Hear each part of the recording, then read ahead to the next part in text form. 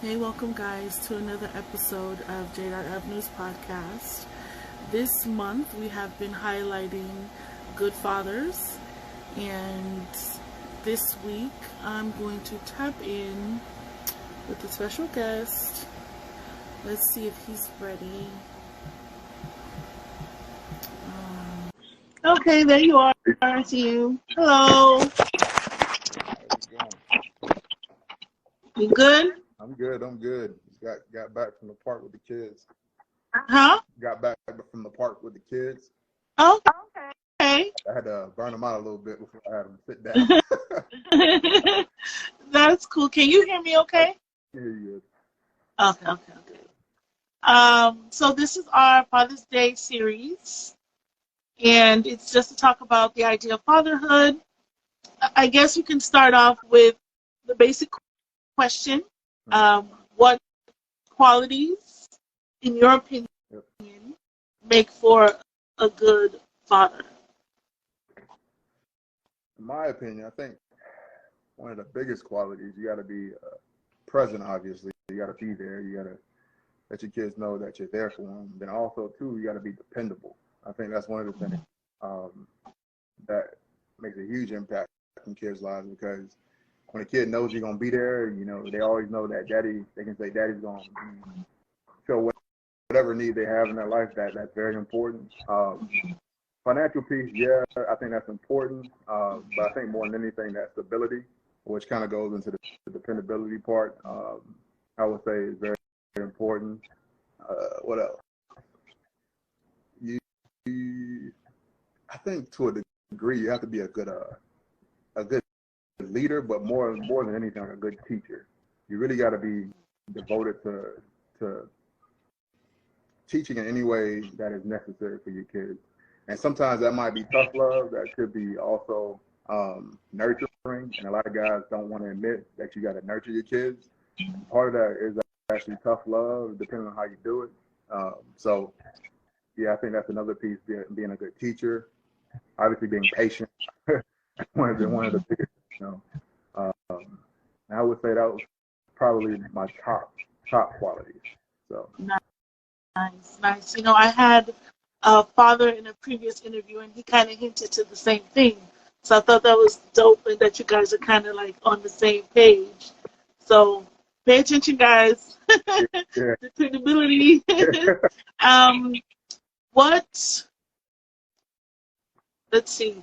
What would you say, though, to a father who's maybe having difficulty with being present in their kid's life for whatever reason? What kind of advice would you give them for those who are struggling in that aspect? So, all right, I'll kind of go back to like what I think is the biggest driver of fathers not being present. I think a lot of times guys get caught up in this whole idea of like, I got to provide, I got to give money, they got to have everything I didn't have, like material.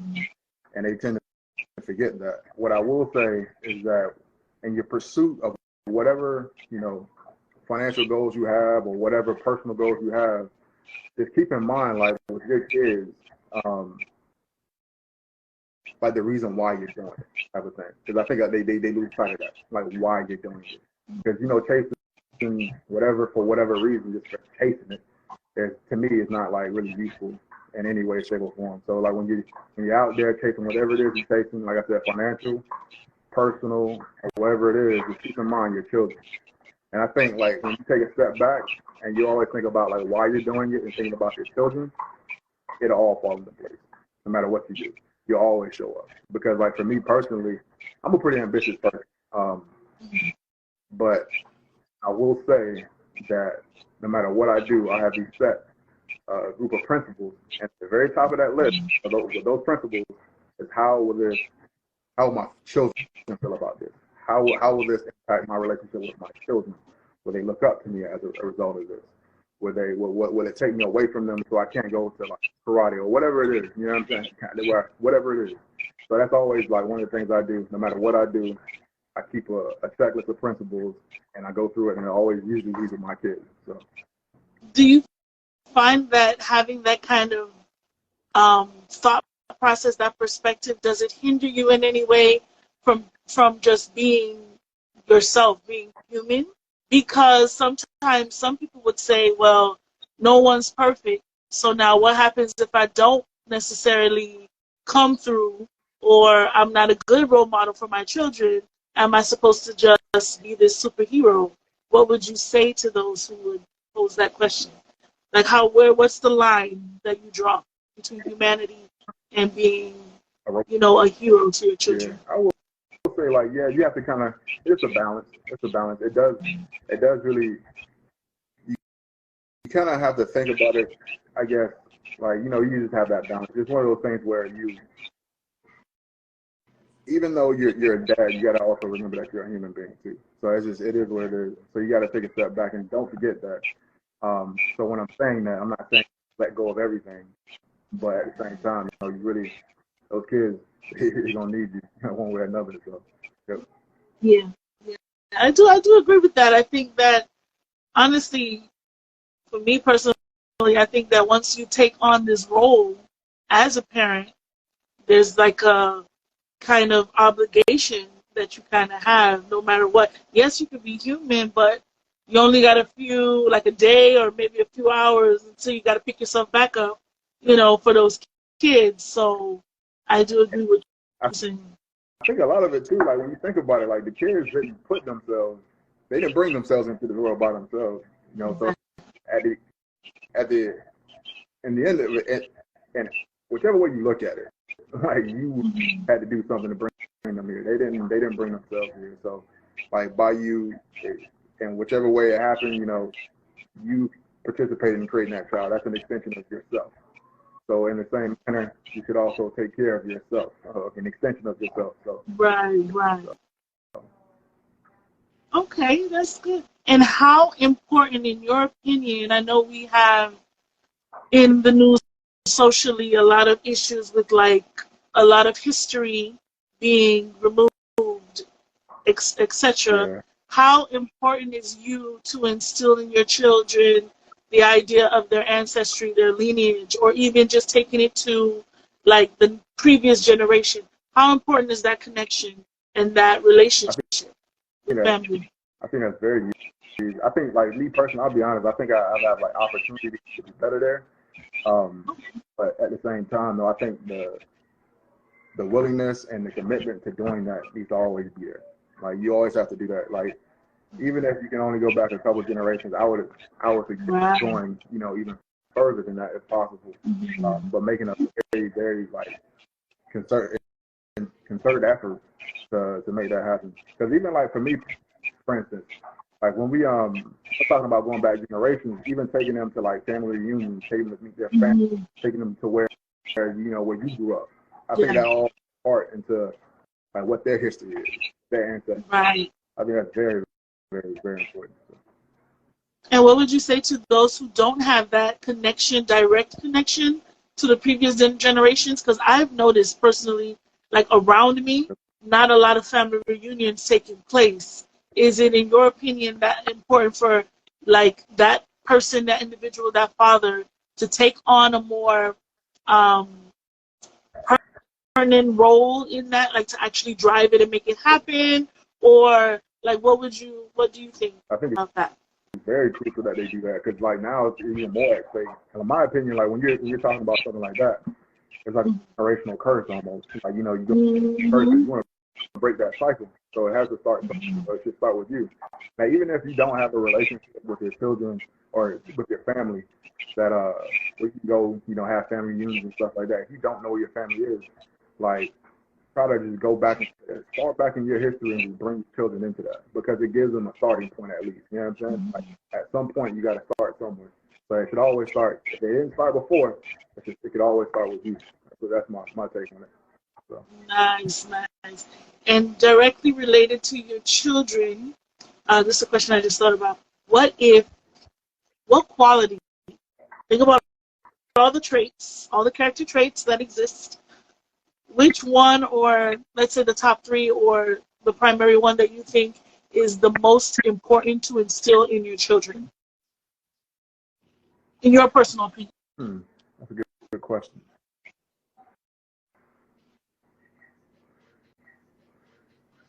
I think I want to say courage.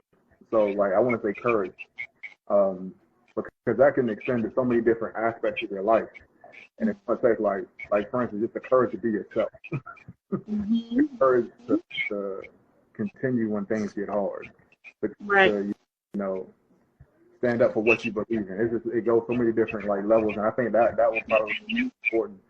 Like I said, because it extends to so many different aspects of life. So Nice, nice. I like that answer. thank you. And um, this is just me being nosy. What is your favorite activity to do with your children? My favorite, I got a lot of them. Like, to be honest, I know you can only pick one. You can only pick I can one. only pick one. Let me see. Like honestly, anything like with my son, I would say like watching his writing and stuff like that, his comic books, but that's a part of him, right? Just getting it, getting to know just like a very unique part of him. And with my daughter, I would say being able to kind of like enjoy her personality, because she's got a lot of personality.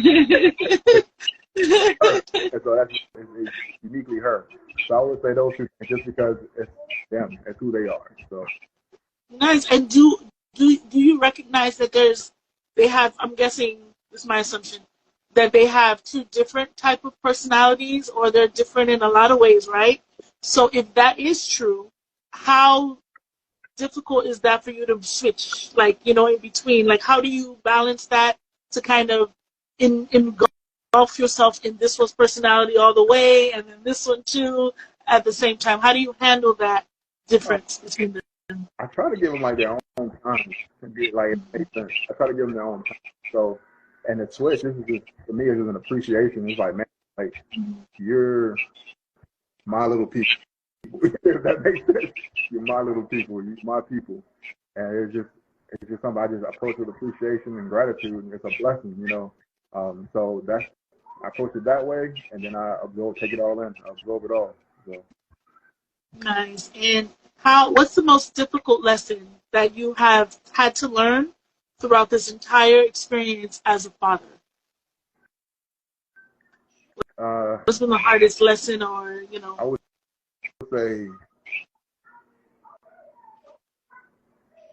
would say like probably that you're not gonna be perfect. You're not gonna be perfect. Like, you're not gonna be perfect. Yeah. It's okay to learn. It's okay to evolve. And the other thing that I think that came out of that is that it's okay to let your children know that you're evolving as a person, like to let them see that process, because they're absorbing everything. So that's one of the things like I've had to learn. I think I'm starting to get it a little bit now.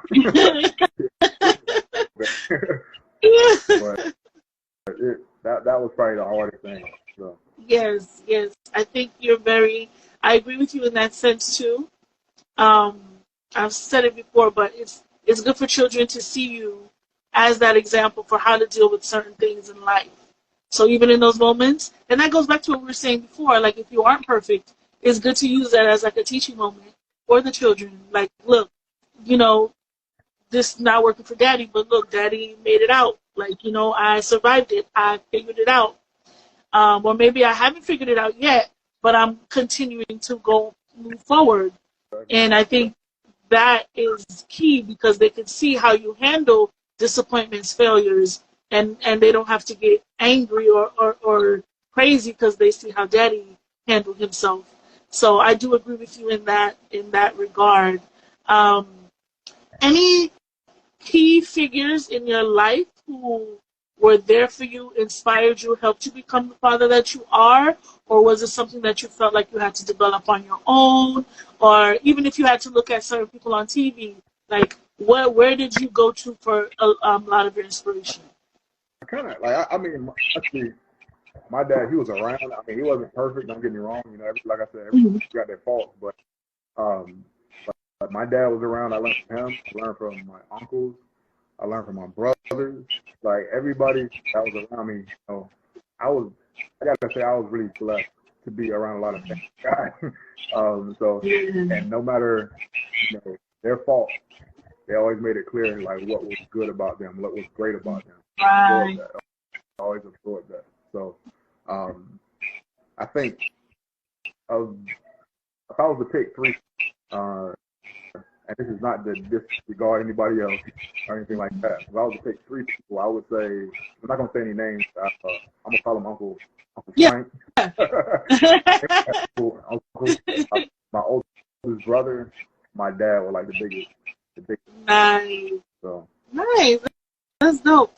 And any memories with either of them that stand out? Maybe something, activity that you guys did that was your favorite thing to do? Man, like my uncle, he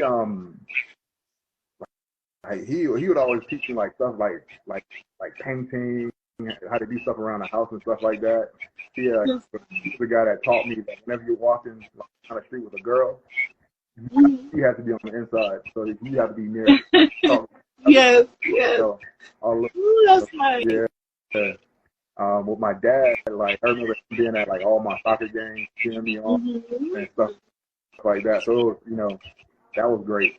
Brother, like he was just, I don't know, like he was there for a lot. Like he was there at everything. Like then with him, like he went off to the military and stuff like that. He kind of like stepping out there, being afraid, taught me that too. And he went to the military. I think he back, went like off somewhere else to try to better himself. I told like they to see somebody do that. It was like a big like thing. So. Nice. I was talking with my son some time ago, and we did discuss how, like you said earlier, taking the good from each person. But we had a twist with it, and we were saying how you could also learn from the bad from certain people of what not to do. Do you share that same sentiment, and to what extent? Oh, I do. Definitely. Like I said, like the people I was describing, like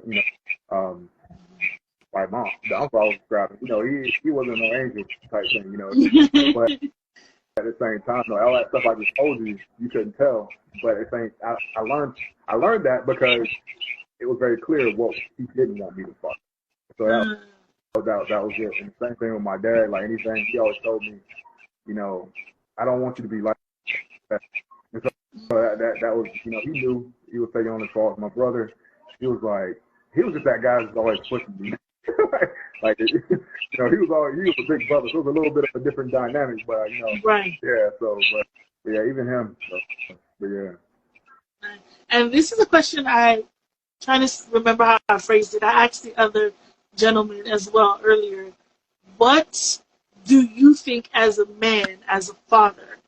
What do you think you guys need or desire from society, from women, from others who are looking in? I think the biggest thing, like, believe it or not, is a lack of we don't want to be judged. I think, and I think sometimes, especially as black men, like, it's a lot of judgment that comes along, and it's the same thing with black women. Not all saying that. Of course. Both sides. And I think the biggest thing with us is that we've been given the stereotype of I got to be tough, I got to I cry, I got to fit this certain mold, right? Mm-hmm. I can tell you right now that mold really doesn't. There's no mold. Exactly. Getting that from society, like, hey, you get to be not this robot, but you get to be a whole person type thing. So I think that I would say that's one of the biggest things. And then with that too, I would say like this is a double-edged sword here, but like recognition for the guys that are doing like it's not just recognition because you should be doing what you're supposed to be doing. Mm-hmm. Like acknowledgement, maybe. Yeah, like acknowledgement. Like he's doing what he's supposed to do. That's good. Mm-hmm. He's doing what he's supposed to do. So, and that's really all it needs to be. It doesn't need to be a pat on the back, like, oh, you're doing such a great job because you're doing like, hey. It's fair. I think it's like, just giving credit where credit is due. Yeah. Because I think the problem that we do have is a lot of times we take our personal experience experiences, and we kind of make that the generalization, and then we start generalizing and saying all men. But it could be just all men you've messed with, or all men you surround yourself with, or it could just be that one man. But that doesn't mean everyone in the universe, because there are men and women. Like both sides have good examples and bad examples. That's the part of life. But I think it's just both sides are looking for that acknowledgement at the same time. So it's like, okay, who's gonna go first? Exactly. Who's gonna acknowledge who first?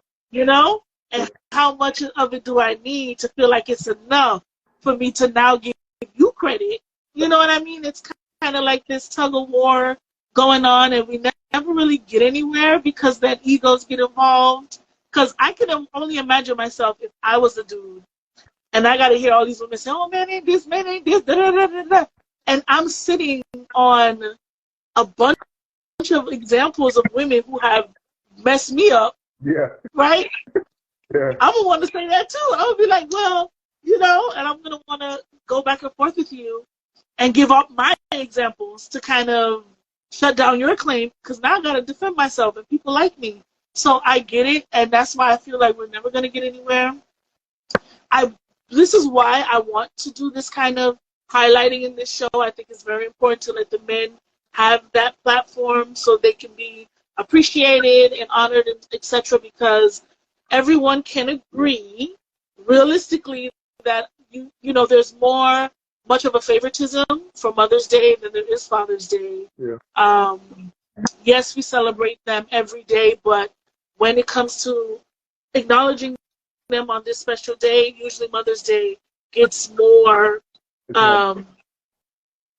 more promo and stuff. And I get it, because you know your mother birthed you, she's probably the one in the house and whatever else, but we can't deny statistically that having the father be a presence does make a huge impact, especially if the father is a positive role model. It can definitely help and be more of an advantage. So we got to acknowledge those who are actually stepping in their roles as good fathers. And for those who aren't, this is why I do this, so you guys can get them some help, because there's some guys out there who, you know, aren't doing what they're supposed to do, and they just don't know how. They really just don't know how. So, like, you hit it right on the head. Like, it just leads to some kind of a mutual acknowledgement. Like, that's all it does. And then, like, for like this type of thing here, you know, you said stuff so it's not to put people down, but to help encourage them, give them some kind of boost. Because in reality, a lot of these guys don't have it. They really don't. And it's unfortunate. So, yeah, I 100% agree with that. So. Nice. Any shout outs you want to give? Any last minute messages? Anything you really want to say? I'm not a man of many words, but I'll just say. But you are a man of many thoughts. That's true. That's very true. That's very true. You don't have these big foreheads for no reason. Yeah, you're right. I would say, like, no matter what, I would just encourage the fathers, no matter what, just keep doing what you're doing. If nobody else sees it, like, at the moment, you know, around you, like, just know that this is a testament that somebody is noticing you. Secondly, I would say that your kids will appreciate it. And then, like, whatever, this is the legacy you're going to leave behind in some way, shape, or form. So once you lay this foundation, the children will carry it forward. So it's just going to multiply itself. So, like, keep doing what you're doing. I know you may not see what's happening now, but it'll pay off. And if you are being acknowledged and all that stuff, great. Keep sharing the word, man. Keep sharing the word. And then, you know, yeah, just love on, you know, your kids, love on your family, love on everybody around you. Just be good to them. They appreciate it. So. Yes, absolutely. I do think that does help. I have a question. I have an extra question. Okay. I just thought of it. Okay. But it's a big one. Okay. But I think you can handle it, and you can put it in, make it concise. How much of a factor do you think the certain governmental proposals, institutions, programs. How much has that been strategic in this battle between women and men wanting to be appreciated? Oh, 100%. I'm glad you brought that up. So,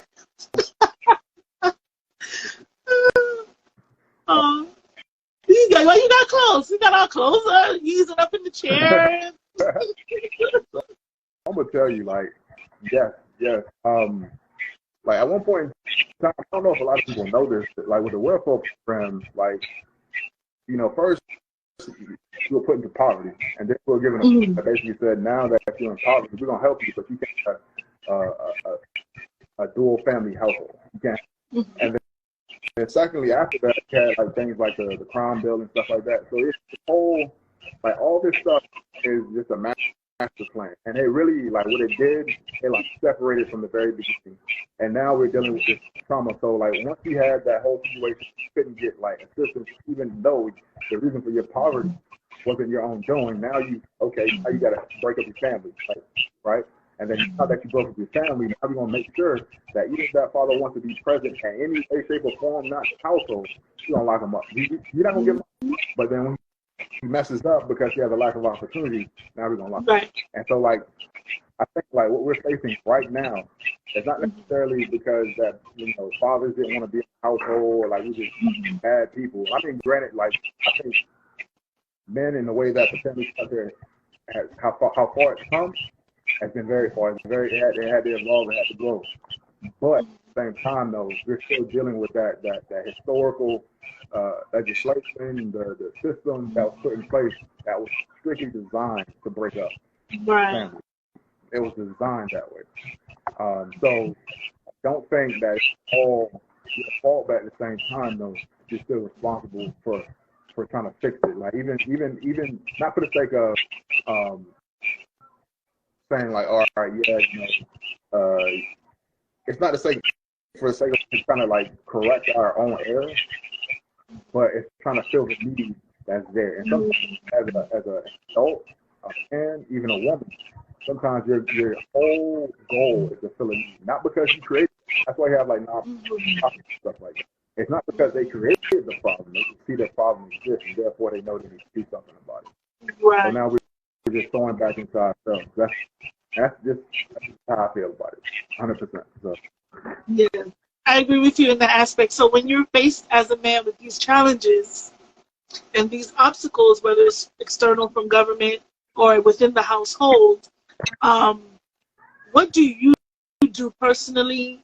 Give us some advice on what do you do to kind of center yourself again whenever you're faced with a lot of pressure, day to day. What do you do to kind of bring it back to focus? That's a good question. I think like the biggest thing for me is to kind of like clearly define purpose. Like I think like, once you sit down, and I think a lot of times we approach life with the whole idea of having objectives, but when you have a purpose, like you have a whole bunch of objectives tied to that, but when you have that purpose, it always centers you and keeps you focused on what you're doing. So if you focus on like, let's say, like for instance, you're talking about being a father.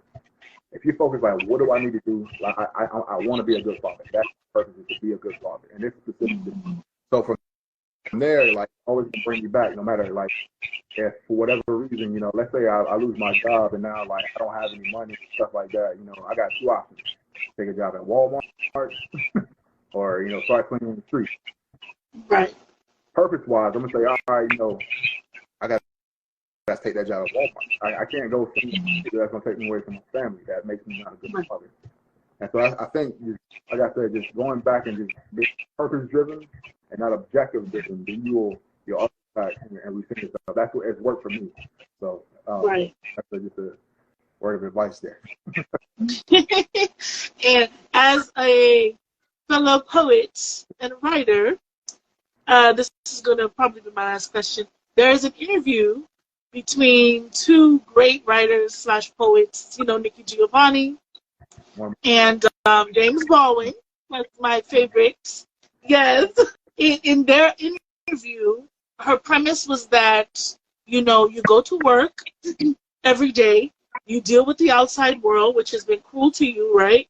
And even though the outside world is cruel to you, you kind of have to have this attitude of being kind, Yeah.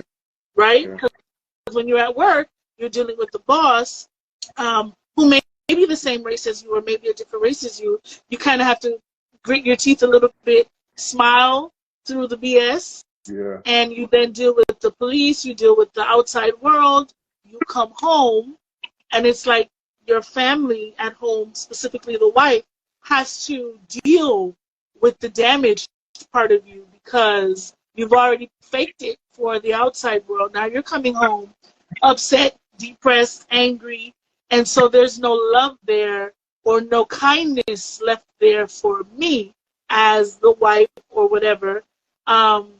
Two things. I do know that there's some situations where there's some men who just can't turn it on for at home, period. Yeah. Yeah. But for those who are a little bit emotionally intelligent, how important is it for you to have a safe space or peaceful space at home? How important is that in that kind of example? That is very important. That is very important. I think like your home should be a temple. And when I say temple, it's a sacred place. It's a place where you can kind of just like when you think of a temple, you get on your knees, you lay it all out on the floor, you know? So that's what home should be. Like I think that's important. So a person should be able to, like, and we're talking about men now, but it doesn't only apply to men. But you should be able to lay your heart out. Like you should be able to when you do that too, also get past that in love. And I think that you need that. It's very important because otherwise you're gonna go back out into that world carrying the same baggage you left with. You know, as you're always gonna keep piling up. So. Nice, nice. And is it important? I swear this will be my last question. Is it important for your how important is it for your children to see you love on, love their mother? Because you know, even whether you're married or separated, or whether you are not even together, you know, we have mothers, fathers in the situation. How important do you think, in all those examples, is it important for the men to love on the woman, the mother, and for the children to see that, even if you don't get along? 100%. I'm gonna tell you a crazy thing about it. So, my grandfather, my grandmother, right? I would say for most of my life, I thought they were still married and living in their homes. And then, like, it was a shock to me to find out they had been divorced for like 30-something years. Wow. And so, like, for me, like, that's just speaking to the importance of how my grandfather loved my grandmother. Like, held her in high regard, you know, for who she was. You know, the mother of his children and, you know, the grandmother of his grandchildren. So, yeah, that's very important. And it does affect the children. Like I said with me, I heard this whole time in different houses. Yeah. It wasn't so, but that just speaks to the power of their relationship. Right. There's like integrity there. There's respect there. Yep. Definitely. So. Okay. Anything else you want to add before we go? I know everybody's busy today. Yeah. Nah. I think that's it. But thank you for having me and talking about this stuff. This is absolutely. And hopefully it won't be the last time. Maybe if you ever have any topics that you want to talk about or take the floor on, this is a safe space here, even to share some of your lovely work. Okay. So I'll definitely make sure to include your Instagram handle if you want me to, so that way you can check out your work and see what you do as well. So anything else you want to say? Anything else you want to promote? Let us know. If you got poetry, check me out. I'm always, you know, I'm not a huge promoter of myself necessarily, but I promote events that I participate in. Nice.